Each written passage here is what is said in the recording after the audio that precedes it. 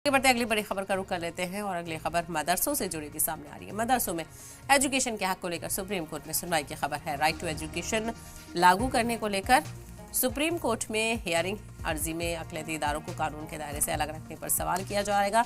मदरसा education को RTE के दायरे से बाहर रखना गैर आईनी बताया जा रहा है। मदरसा एजुकेशन पर भी लागू हो आरटीई के जरूरी दफात। मदरसा एजुकेशन को लेकर सुप्रीम कोर्ट में अहम सुनवाई आज।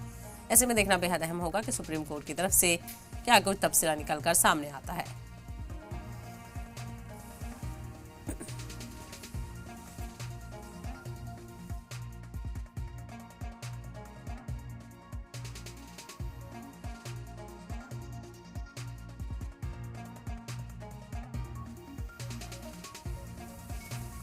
मदरसे में एजुकेशन के हक को लेकर सुप्रीम कोर्ट में सुनवाई। राइट टू एजुकेशन लागू करने को लेकर सुप्रीम कोर्ट में हियरिंग होने वाली है। अर्जी में अक़लियती इदारों के कानून के दायरे से अलग रखने पर सवाल किया गया है और मदरसा एजुकेशन को आरटीई के दायरे से बाहर रखना गैर आईनी है, ये सवाल उठाया गया है।